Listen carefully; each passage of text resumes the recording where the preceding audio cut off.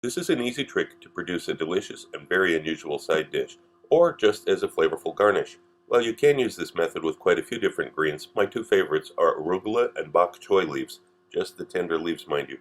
It takes almost no time to prepare, and once you have it sitting in a bowl, you can leave it out at room temperature for hours until you need it.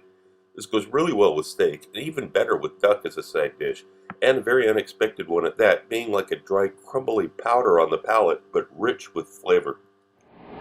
So I've got arugula here I'm going to use for this demonstration. The first thing you need to do is go through and pick out any really large and heavy stems for this. I'm not going to make you sit there and watch me doing this.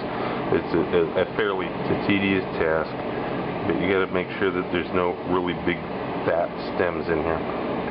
And again, the more you can make this about the leaves and not about the stems, the better the result will be. Now I'm going to add about a teaspoon or so of cornstarch to this. Mix it around just a little bit. It's evenly coated. That's fine. There's another stem. Get rid of that. Okay. And now we add a little olive oil. The exact amount, you need about a tablespoon for every 50 grams of greens, but you know, you can approximate because it really doesn't matter. If you're a little bit off, it'll still be fine. Okay. Just dump it out onto a metal baking tray. You see some more stems here. It's another opportunity to get rid of them. Again, the fewer stems, the better this will be in the end. Okay. Spread it out, and now this is going to go into the oven.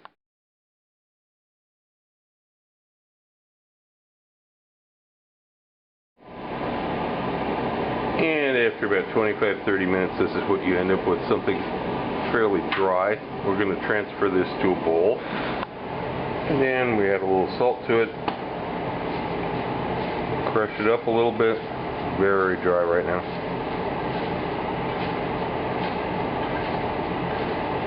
And there we have our finished product as either a side dish or as a garnish.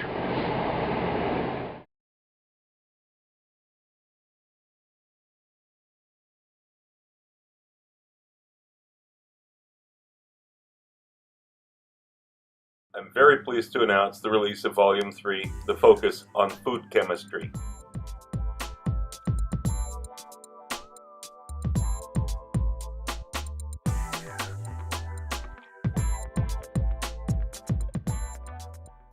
I want to clear up a few things about these 3 volumes. First, they all contain completely different information. There's no duplication, they're not revisions. When I wrote Volume 1, I had 2.5 years of YouTube videos to cover. People had been asking me for the printed list of ingredients for all of those dishes, and so I obliged. There are recipes with stepwise directions and many tips offered throughout, as well as an extensive history of Russian cuisine over the last 1,000 years, but Volume 1 is very different from Volume 2 and 3. In Volumes 2 and 3, I only had about 9 months of YouTube recipes to cover in each, so I was able to provide stepwise directions for everything. In Volume 2, I included a lot of additional information about cooking and some simple examples of flavor chemistry to set the stage for Volume 3. While Volume 2 hopefully got you thinking about some of the processes that go on in cooking and how flavors are expressed and sensed at the molecular level, the topic was painted with pretty broad strokes to make it easy to digest, pun intended. Volume 3 is a milestone in the series, in which I have included an entire introductory course in food chemistry, which is why Volume 3 is about 70 pages longer than Volume 2. If you just want the recipes, that's okay too. You don't have to read the first few chapters, but if you've ever been curious about what influences tastes and flavors and the rationale for deciding cooking times and temperatures and why things taste different when they're combined in different ways, this book will answer many of those questions. It also paves the way for Volume 4, which will be next year.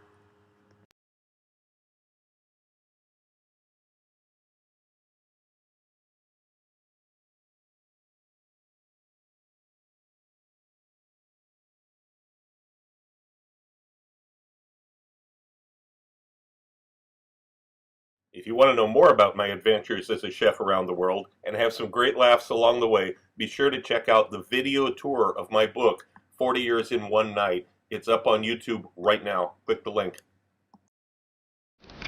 Also look for my cocktail book, Cocktails of the South Pacific and Beyond, Advanced Mixology, available through Amazon online.